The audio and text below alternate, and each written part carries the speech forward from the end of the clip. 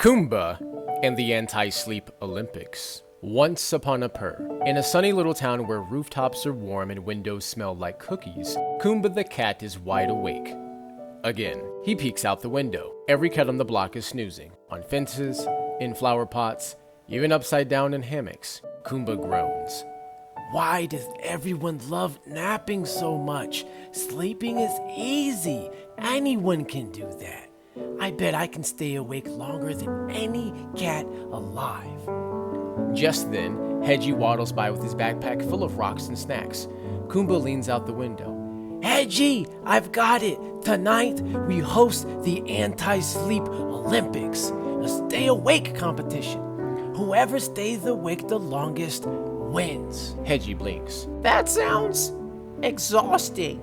You can be assistant referee, Kumba offers. Fine, Hedgy sighs, but only if there's a prize. Kumba grins. Good point. Every great competition needs a trophy. Come on, I know where to find one. Kumba leads Hedgy through twisty alleys until they reach the mansion on the hill. This is where the rich cat lives, Kumba whispers. There must be treasures inside. The windows glow with gold light. The doors are heavy oak, but the kitchen window, just barely open. They squeeze inside like two sneaky marshmallows. On the counter, Hedgy gasps. Look, a teacup! It's dainty and floral. Kumba holds it up. Perfect for a champion's sip of victory. But Hedgy frowns. Too fragile. What if someone drops it?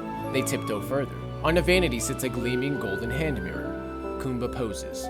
The winner gets to admire themselves forever. Hedgy raises an eyebrow. Too vain. They continue snooping through the halls, then sparkle. In a vast room filled with mysteries, in a sealed glass case, a strange glowing stone shimmers like moonlight in water. They pad over. Kumba's whiskers twitch. The gem of Grumpadora.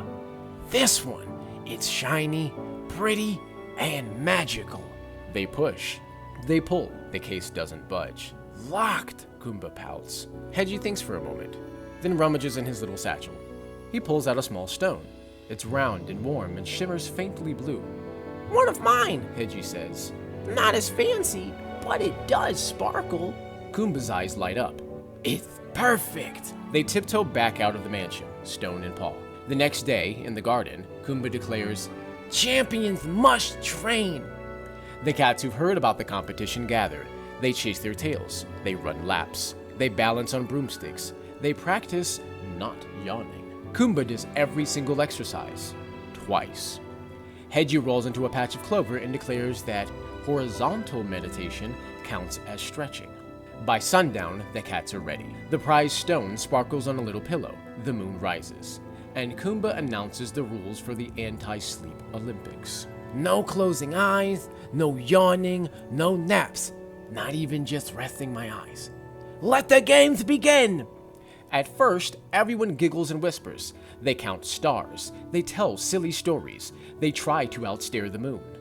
One by one, cats begin to nod off. First, Lila in the flower pot, then Milo in the fence post. Then the twins curl up together like a pretzel. Kumba is still standing. He bounces in place. He counts backwards from 100. He hums. He juggles pebbles. He leans on a tree. His eyes flutter. His tail droops. And then Kumba falls fast asleep, standing up. His whiskers twitch as he dreams. The next morning, the sun peeks through the trees. Hedgy is still awake. He yawns a giant yawn and whispers, Well, I guess I win. But instead of keeping the stone, he places it gently beside Kumba's paw. Trying to outdo the others only wears you out, he says. The real victory is knowing when to rest. Kumba snores in agreement. The stone sparkles. The birds sing. And somewhere in the garden, a hammock waits for the next nap. Thank you all for tuning in to this glorious tale of Kumba and the Anti-Sleep Olympics. Don't forget to subscribe for more heartwarming tales and whimsical stories of wonder.